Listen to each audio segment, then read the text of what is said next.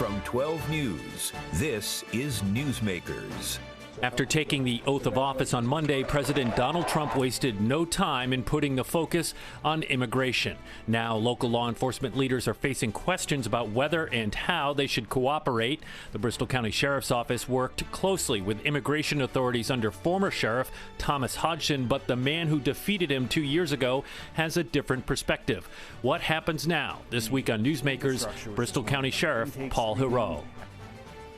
Welcome to Newsmakers. I'm Tim White alongside 12 News Politics editor Ted Nesi. We welcome Bristol County Sheriff Paul Heroux. Welcome to the program. I don't think we've had you on as sheriff, long overdue, so welcome to the show. Thanks for having me on. It's good to see you guys again. I want to talk about immigration as we discussed on the top there. You have made it clear that your office will not get into the business of detaining people for immigrations and customs enforcement, even held a news conference to project that message. Now the U.S. Justice Department said they are going to investigate state and local agencies who think they're getting in the way of immigration enforcement and may even press charges. Are you in the crosshairs? No. Let me explain why. First of all, we're going to give ICE any information they need. And we already do that. We've been doing that. We've never stopped doing that. So if they want to know who's in our custody, who's on an ICE detainer, we're going to go ahead and provide that information because ICE has an important job to do it, and we're not going to get their way of doing it. The problem is that I'm not allowed to enforce federal immigration, and that comes as a surprise to a lot of people. But the Constitution was written in a way that basically the federal government does federal laws, and the states can do what we do. We're not allowed, part of the Constitution, and that was reinforced in Arizona versus United States in 2012. It was a Supreme Court ruling that said you cannot get, like Arizona and the states cannot enforce federal laws. And Massachusetts had a SJC, a Supreme Judicial Court ruling in 2017. It was Lunn, L-U-N-N, Lunn versus Commonwealth, which reinforced that. Now, if a sheriff's agency has a 287G contract, which is an agreement with the federal government, they can then, they're then trained and deputized to assist ICE.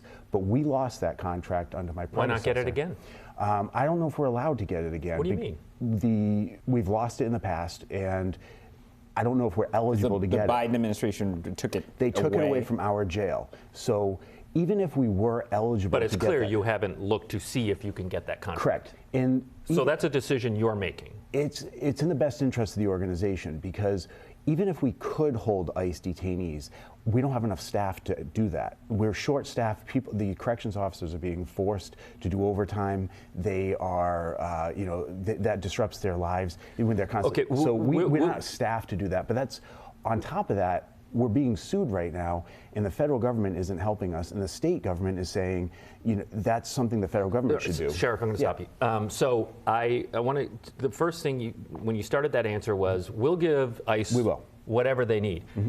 That's if they ask for it. So in other words, if you have someone in custody, they've been arrested because they did something bad in Fall River, and they're in your custody, they are undocumented, will you proactively tell ICE? Yes. You will. We will. There's and if they ask you to hold that person until they can come and get them, and they do not have a warrant, will you hold that individual? We are required by state law to release somebody when the court says we have to release them. We're not allowed to hold them past their release date. So if somebody is going to be released, the court says you have to release this person who committed a state crime, even though they're here on an ICE detainer, which is a federal civil issue.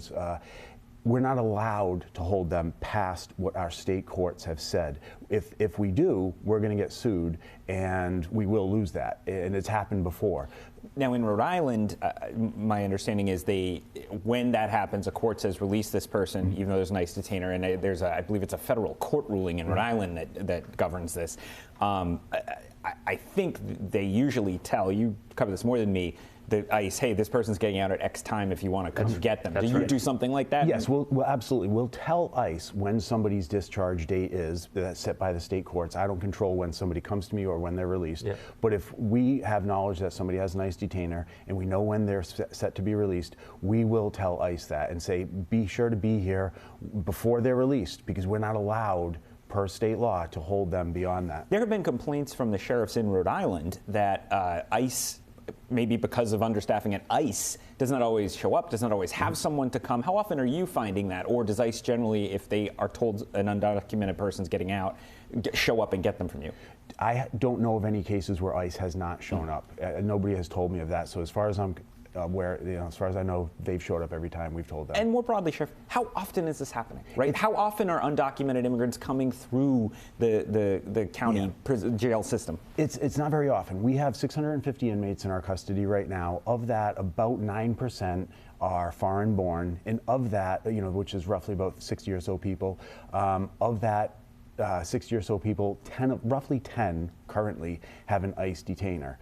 And so, but the other folks, there might be people who are here on immigration violations that don't have an ICE detainer, but there's no way for us to know that. But if so they might be undocumented, but ICE hasn't said we're looking for them. Correct. And if we have knowledge of that if somehow we get knowledge of that they are undocumented, we're going to tell ICE that. We're not going to get in the way of them to do their job. They have an important job to do. So it doesn't sound like you hear some public officials, particularly Democrats, who sort of sound like they're going to do their best not to help ICE. Correct. Right? They're not going to break the law, but they're going to slow walk things, or they're not going to proactively do help. It sounds like you take a bit of a different approach from that. You're not enforcing immigration law, but if you have anything that would be helpful to ICE, you are going to give it to them. Absolutely. We're not allowed to enforce federal immigration law, as I've said, but we're also not going to get in the way of ICE, and I don't recommend that those officials, like local or state officials, to obstruct ICE. That's not a wise course of action. Your predecessor, and I want to play a little sound for you, he had a different philosophy, I guess I would say, Thomas Hodgson, and he was on this show shortly after President Trump was elected again. He talked about the importance of local law enforcement, specifically the sheriff's office working with ICE. Here's his argument. Look, these are people that have to answer to their mayors. Sheriffs in this country don't. We answer to the people. And the bottom line is this. They don't have a problem working with FBI, DEA, and ATF. And I've worked with sheriffs all over this country. I started America's Sheriffs. And we had sheriffs all over this country who were embedded in this and saying, we're going to hold them in our facilities. We're not going to let them, if they get arrested in our community, we're not going to let them back out to go out and harm the people we promised to protect. And every elected official ought to be feeling that same way. What's your response? That's true if you have a 287G contract which trains and deputizes the law enforcement organization. Right now there's only one sheriff's office in Massachusetts that has a 287G contract, and that's Plymouth County. But basically what he's saying, and their House of Corrections does detain. They do, yeah, they have them. We are not. We can hold somebody on a state sentence or awaiting trial who also has an ICE detainer. But once their state sentence is up or they've posted bail, if they're awaiting trial, we have to release them. We're not allowed to hold them. And the Arizona versus United States 2012 supports that. All right.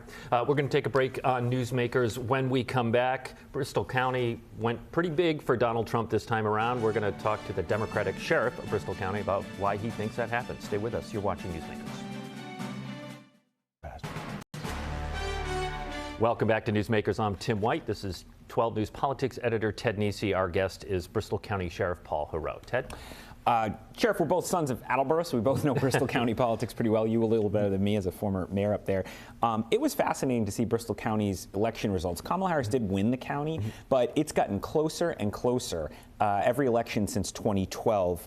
You're not up for re-election until 2028. You actually have a 6-year term. People should know that, a little different from other people. So I wouldn't say this is much a current electoral worry for you, but what do you make as a countywide elected official, as well as someone who led one of the cities, by that rightward shift we've seen in Bristol County? Yeah, it's a conservative area of Massachusetts. And Massachusetts is known to be pretty blue, but 351 municipalities in Massachusetts, 7 of them that were previously blue in 2022 were then red in 2024.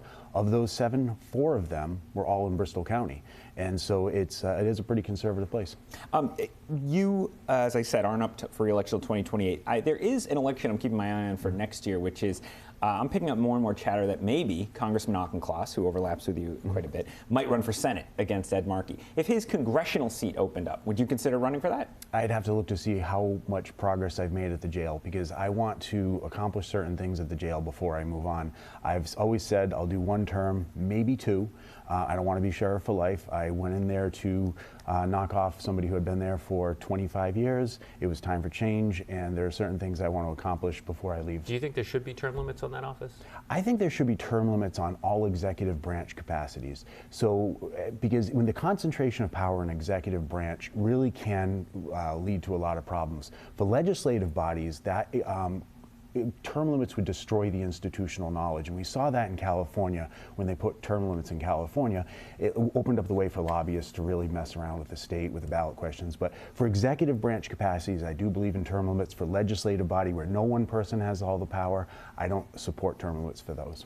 All right, you good with politics? Yes, questions? All right, I want to move to sheriff operations now. Look, we've seen the inmate population in Rhode Island at the ACI in Cranston fall, so much so that in Governor Dan McKee's budget proposal this year, he is suggesting closing the minimum security building at the ACI and moving whatever inmates they have in there into they're going to redo a section of medium security. So anyway, inmate population is dropping. Are you seeing the same trends? We're about 50% capacity right now. And I'm glad we're not at a higher capacity because we only have so many corrections officers, as we talked about earlier.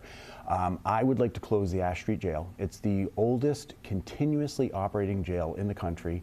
And if I can close that and consolidate resources on the Dartmouth campus, that would be better for inmate programming. It would concentrate the corrections officers, which would help decrease the forced overtime. But again, if we were looking at a chart, is the inmate population dropping in your county? Since I've been there for the last 2 years, it's been roughly the same, between 650 and 700. However, from many years ago, where the population was closer to 1,100, 1,200, even 1,400, yes, we are down. Why do you think that is? It could be any number of reasons. It could be our drug laws are different in Massachusetts. It could be that judges are not sentencing people like they used to. It could be more people are posting bail. It could be any number of reasons. What's been the biggest surprise to you as serving as sheriff? You've been in the job about 2 years now. Yeah.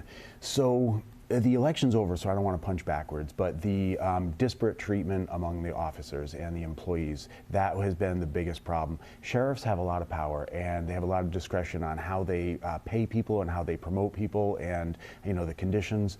And there were a lot of people who were part of the inner circle, and a lot of people who were not. And they might have had the same job, and so other people were boosted if they were part of the inner circle. Now I have to treat everyone the same, regardless of how the relationships I have, but that's really important. That's been the biggest challenge of taking over the organization. As I was saying to you earlier off break, during the break, it was 90% of what I deal with are personnel issues and staffing issues, because if the right people are doing a good job, the place pretty much runs itself. So people may or may not know that the Bristol County Sheriff's Office is also responsible for serving civil process documents. So these are legal notices that are served by hand, usually by trained deputy sheriffs. Eviction notices are really, the common ones that people might think of. Has there been a trend there? Are you seeing an increase or decrease in eviction notices? Not an increase or a decrease. We're required by law to serve those, and I feel very badly about that, because somebody who might have voted for me then has a deputy sheriff showing up evicting them. And but we're required by law to do those civil process and eviction notices. But I haven't seen a decrease or an increase in that. Really? I thought it was interesting. Again, I generally think of you as more on the progressive side of law enforcement and prison management, but you had an op-ed recently where you spoke out about a new state law that allows unlimited phone calls for inmates, and there's a lot of advocates who push for as much access to the outside world for inmates as possible.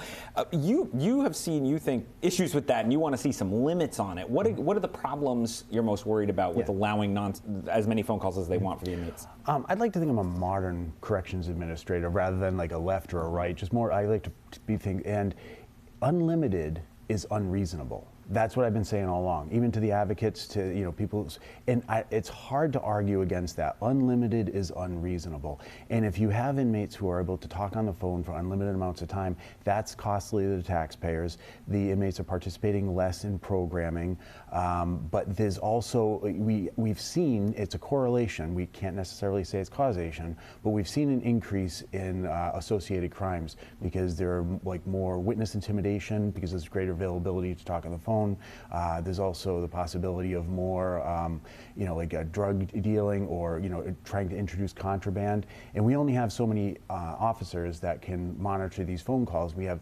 artificial intelligence assisting us with that as well. But, sometimes they speak in code and AI hasn't caught up to that quite yet. So but what I always say though is unlimited is unreasonable. Maybe we should do something like where we have, I don't know, 30 minutes a day, or 45 minutes every other day. I don't know what it is. Are they sitting? Just need to be practically unlimited. speaking, Sheriff, are they sitting at like an old-fashioned bank of like payphone-looking phones? Do they have cell phones in their cells? How does it work? It's both actually. Well, not cell phones. Yeah. Inmates have tablets, and the tablets replace a lot of TVs they used to have. But you can do a lot of programming on the tablets. The tablets can also do text messaging. All of that is monitored by analysts. But not everybody gets a tablet. Some of the inmates at time of admission, tablets aren't available, so then they'll be doing those phone banks in the rows of phones. Yeah. I mean, we have about a minute left. Many years ago, under your predecessor, I did a story about video calls. He ended face-to-face visits, and there was a trailer that was set up outside the House of Corrections. Does that trailer still exist? The trailer exists, but it was never used for the video calls. Video calls, yeah. It was set up. It was never used. And the face-to-face, the contact visits, I approve those on a case-by-case basis, depending on whether or not the inmate has a discipline history, what the circumstances are, if there's some special health issue. But the face-to-face, the contact visits are a way to introduce contraband into the jail, drugs, for example. That does happen, and we have to be very mindful of that. All right, we have about 30 seconds left. Briefly, how many deputy sheriffs are you looking to hire right now? Well, there's a difference between a corrections officer and a deputy sheriff. Okay, the corrections officers are what we really need.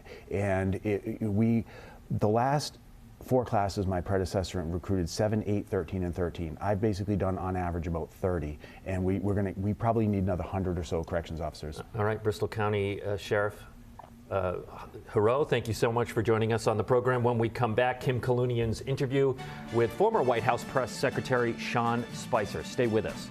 You're watching Newsmakers.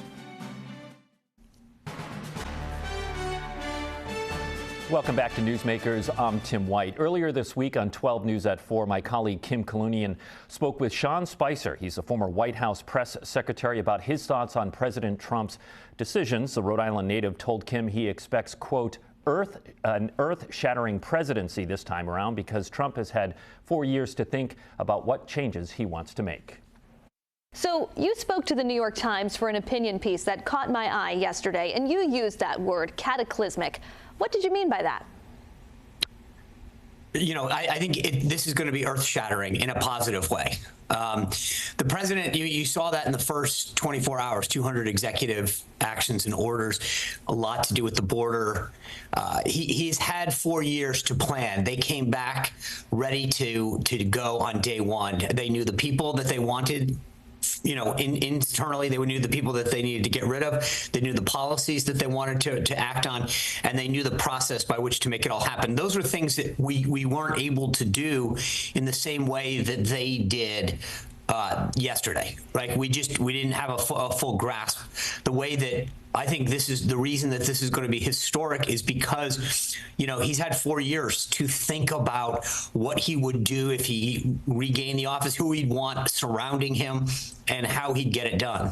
Yeah, how do you think Donald Trump, the person, is different now as we sit here in 2025 versus the man that took the oath of office back in 2017?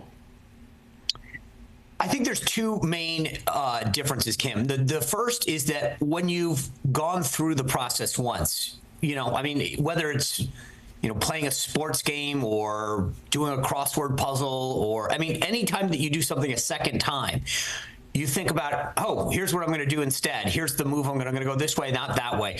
So he's had a lot of time to reflect on that.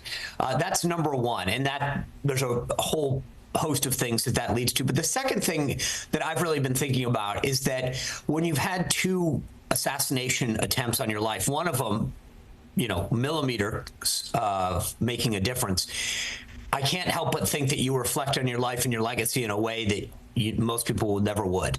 And those two reasons, I think, really change how he's approaching the job this time. And what about the public perception of the president? I mean, I've seen you talk about how when he was elected back in 2016, it seemed like everyone was against Trump, but now you're saying that you think people are ready for Trump 2.0 this time. Yeah, I think the big difference this time is that we lived through 4 years of Joe Biden. People felt the effects of inflation every day that they were at the grocery store. They see a world full of chaos under Joe Biden. They see a woke ideology ushered in. And I think it wasn't as much of a hypothetical that normal political race or a campaign develops, meaning it's not hypothetical. Oh, I'll do this. My opponent will do that. We had a really sharp understanding as an electorate about the choice that we could make. And so, you know, so many people have now realized why it's important, for example, to secure the border, how far the woke ideological policies of this past administration went. And you're seeing groups of folks. I've been walking around Washington, D.C. the past few days during the inauguration, and it is just a very, very, very different feeling than it was 8 years ago.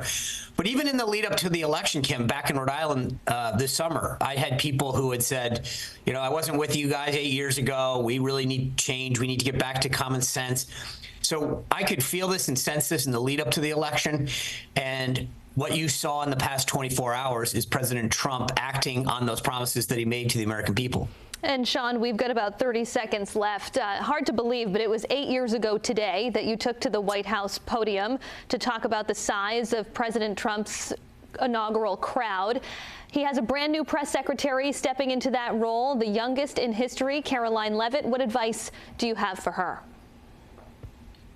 I've shared with her several pieces of advice. I would just say the one thing that I've been very public about is that, you know, the more you check in with the president, the better. He is very particular about how he wants his policies and announcements to be made. And so stay in close contact with him and double check before you go out there. As you recall, Kim, that next press conference, I was smart enough to involve a lot of local reporters to get their perspective on issues that affected various other places around Washington, D.C. that didn't get the attention in the White House briefing room, including you and the folks in Rhode Island brought you into the briefing room. And so I tend to focus on the second day. Yeah, do you think the White House Skype seats will be making a return, maybe Zoom seats? Well, I'll tell you, I've been advocating for that, and I know Caroline's going to make her own sort of unique impression on the briefing and how she handles it. We'll see where she goes, but she I think welcomes the approach of being more welcoming. Corinne Jean-Pierre locked out 400 journalists, taking away their hard passes. I think Caroline's going to be much more inclusive and find her own way of showing that. We will stay tuned. Former White House Press Secretary Sean Spicer, thanks so much for being here. My thanks to Kim Kalunian for that interview with Sean Spicer. Our first half guest with what was Bristol County Sheriff Paul Heroux. If you missed any of it, it's on WPRI.com, or you can catch it on our podcast. Subscribe to it by scanning that code right there on the screen. I want to thank you for watching. For Ted Nesi, I'm Tim White. We'll see you next week on Newsmakers.